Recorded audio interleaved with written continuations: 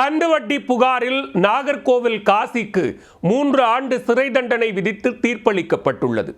இளம் பெண்களிடம் எல்லை மீறி ஆயுள் தண்டனை கைதியாக சிறையில் இருக்கும் காசியால் கந்துவட்டி தொல்லைக்கு ஆளாக்கப்பட்டது யார்? வழக்கின் பின்னணி என்ன? நாகர்கோவில் காசியிடம் கடன் வாங்கிய நபர் வட்டியுடன் திரும்பச் செலுத்தியும் காசி தன் வேலையை காட்டியுள்ளார். போலி ஆவணங்கள் மற்றும் காசோலை மூலம் கைவரிசை காட்டிய காசியின் இன்னொரு முகம் அம்பலமானது. காசியும் கந்துவட்டி கொடுமையும் நடந்தது என்ன? நாகர்கோவிலைச் சேர்ந்தவர் காசி என்ற சுஜி. இவர் ஏராளமான இளம் பெண்களுடன் பழகி அவர்களை ரகசியமாக ஆபாச வீடியோ எடுத்து மிரட்டி பாலியல் வன்கொடுமை செய்ததாக கடந்த 2020ஆம் ஆண்டு கைது செய்யப்பட்டார். இந்த வழக்கில் தடயங்களை அழித்ததாக காசியின் தந்தை தங்கப்பாண்டியன் மற்றும் காசிக்கு உதவியதாக அவரது நண்பர்கள் 3 பேர் கைது செய்யப்பட்டனர். இது தவிர காசி மீது கந்துவட்டி கேட்டு மிரட்டல் உட்பட 6 வழக்குகள் பதிவு செய்யப்பட்டன. பின்னர் காசி குண்டர் சட்டத்தில் கைது செய்யப்பட்டார்.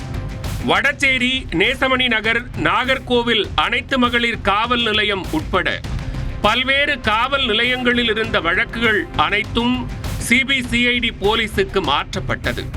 இந்த வழக்கை விசாரித்த சிபிசிஐடி போலீசார் காசியின் லேப்டாப், செல்போனில் 400 ஆபாச வீடியோக்கள், 1900 நிர்வாண படங்கள் இருந்ததை கண்டுபிடித்து நீதிமன்றத்தில் குற்றப்பத்திரிகையாக தாக்கல் செய்தனர். இந்த வழக்கை விசாரித்த நாகர்கோவில் விரைவு நீதிமன்றம் காசிக்கு ஆயுள் தண்டனை மற்றும் 1,10,000 ரூபாய் அபராதம் விதித்தும் தீர்ப்பளித்தது. ஆயுள் தண்டனையை ரத்து செய்ய கோரி காசி உயர்நீதிமன்ற மதுரை கிளையில் மேல்முறையீட்டு மனு தாக்கல் செய்தார். இந்த மனு தள்ளுபடி செய்யப்பட்டது. இந்நிலையில் காசி மீது கந்துவட்டி தொடர்பான வழக்கும் பதிவு செய்யப்பட்டிருந்தது.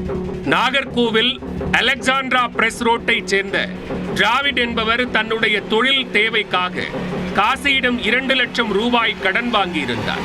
வட்டியுடன் கடன் தொகையை செலுத்திய பிறகும் கூடுதல் பணம் கேட்டு மிரட்டிய காசி பைக் மற்றும் தொகை எழுதாத காசோலையை திரும்ப கொடுக்காமல் இருந்து வந்தார். மேலும் டிராவிட்டுக்கு சொந்தமான பைக்கை போலி ஆவணங்கள் மூலம் தனது பெயருக்கு மாற்றினார். இது குறித்த புகாரின் பேரிலும் காசி மீது கந்துவட்டி சட்டப்பிரிவின் கீழ் வழக்கு பதிவு செய்யப்பட்டிருந்தது. இதில் காசியின் தந்தை தங்கப்பாண்டியன் மற்றும் புரோக்கர் நாராயணன் ஆகியோரும் சேர்க்கப்பட்டிருந்தனர். இந்த வழக்கு விசாரணை நாகர்கோவில் ஜுடிஷியல் நீதிமன்றம் எண் 3 நடந்து வந்தது. இந்த வழக்கை விசாரித்த நீதிபதி காசிக்கு 3 ஆண்டு சிறை தண்டனையும் 4,000 ரூபாய் அபராதமும் விதித்து உத்தரவிட்டார். காசியின் தந்தை தங்கப்பாண்டியனுக்கு 2 ஆண்டு ஜெயில் தண்டனை, 1000 ரூபாய் அபராதமும், புரோக்கர் நாராயணனுக்கு 3 ஆண்டு சிறை தண்டனை மற்றும் 3,000 ரூபாய் அபராதமும் விதித்து உத்தரவிட்டார்.